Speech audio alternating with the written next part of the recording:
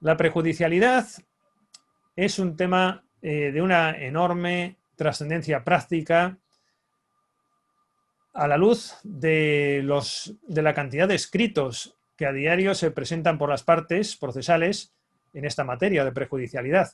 Vamos a distinguir una serie de categorías, porque hay mucha confusión sobre esto y conviene matizar. En primer lugar, distinguimos las cuestiones incidentales, porque voy a hablar de la prejudicialidad un poquito en sentido amplio, que es cuando hay una conexión de un proceso con otro o de un procedimiento con otro. Decíamos que la primera categoría, una vez hemos hecho ese término amplio de prejudicialidad, la primera categoría son las cuestiones incidentales, que no son propiamente prejudiciales, aunque se podrían considerar como cuestiones prejudiciales no devolutivas. Yo, de hecho, las considero por su naturaleza jurídica de esa manera. Son cuestiones perjudiciales no devolutivas o cuestiones incidentales. Se plantean en materia civil y laboral, por ejemplo, en el marco de un contencioso, o a la inversa también.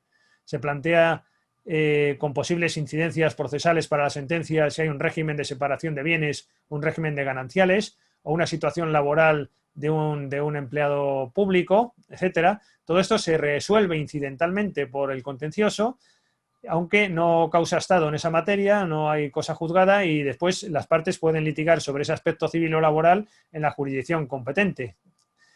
Pues bien, esto se hace por razones de economía procesal, de agilidad, etcétera. Esa es la cuestión incidental. No se suspende cuando se trata de esas materias laborales o civiles.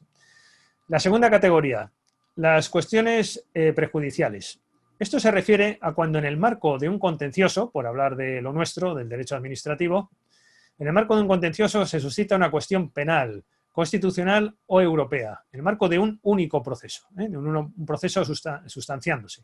En estos casos se suspende la cuestión, por eso se habla de cuestión prejudicial devolutiva, porque tiene un efecto devolutivo, además del suspensivo. Se suspende la causa administrativa y se remite la causa a la jurisdicción competente. Se habla de devolutivo por el latín devolvere, creo que viene de ahí, porque en español no tiene sentido hablar de devolución. Sin embargo, en inglés sí, por cierto, la devolution significa también como en el latín, tiene ese sentido, pero en español no. Pero bueno, en definitiva, devolvere, devolutivo, lo entendemos como remisión a la jurisdicción competente para que resuelva el tema penal, administrativo, al penal, constitucional o europeo.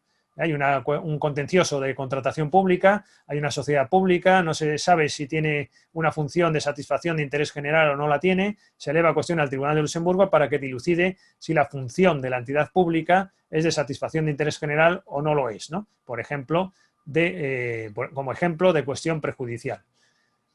En tercer lugar, tenemos la prejudicialidad, que es distinto. Una cosa es la cuestión prejudicial y otra la prejudicialidad, al menos como yo lo entiendo. La prejudicialidad significa una conexión entre procesos. A diferencia de la cuestión prejudicial, que es en un proceso se sustancia una cuestión que se remite a otro, pero hay un único proceso, en este hay dos. Hay proceso 1 y proceso 2 en la prejudicialidad. En la prejudicialidad hay un proceso que se está tramitando y se inicia un proceso 2. Vamos a hablar del proceso 1 y proceso 2.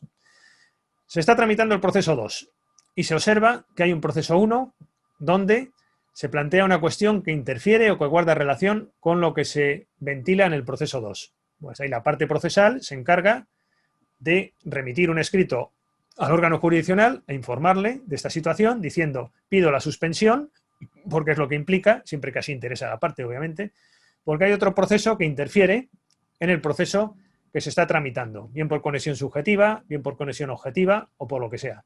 Entonces se suspende el proceso 2 hasta que termine el proceso 1 que puede interferir. Eso es lo que se llama prejudicialidad homogénea si el proceso 2 y el 1 se están entablando en la misma jurisdicción. En este caso nuestro, del derecho administrativo, en la jurisdicción contencioso-administrativa. Entonces se suspende por prejudicialidad homogénea del artículo 43 de la Ley de Enjuiciamiento Civil el proceso 2 hasta que se resuelva el proceso 1.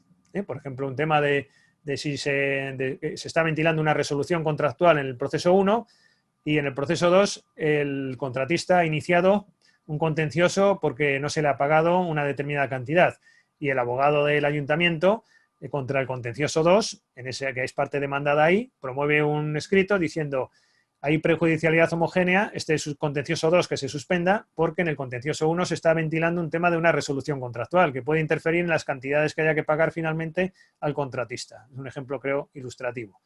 Bueno, esa es la prejudicialidad homogénea. Y la heterogénea, regulada en ese mismo artículo, es cuando los procesos 1 y 2 son en distintas jurisdicciones. Voy a poner un ejemplo directamente y se entiende muy bien, un ejemplo real además. Se está ventilando en el Tribunal de Luxemburgo la legalidad de una normativa española y en el contencioso 2 se está ventilando, en el proceso 2, en el contencioso administrativo, se está ventilando una adjudicación contractual, cuya resolución final puede depender de lo que se decida en el contencioso europeo de si la ley es o no compatible con el derecho comunitario. Imaginemos que es una adjudicación contractual y resulta que sobre la base, obviamente, de la norma española, en el contencioso 2. Y se está planteando si esa ley es legal o es ilegal en el Tribunal de Luxemburgo, por compatibilidad o no con el derecho europeo. Obviamente, en estos casos, procede plantear, para sometimiento al órgano jurisdiccional, un escrito por prejudicialidad heterogénea pidiendo la suspensión del contencioso 2 hasta que se resuelva en el contencioso 1. Eso es la prejudicialidad. Es verdad que esta situación puede también relacionarse con la litispendencia, pero ahí ya no hay relación, ahí hay identidad. Y la litispendencia no es causa de suspensión. La litispendencia es causa de prejudicialidad, la litispendencia es causa de inadmisión.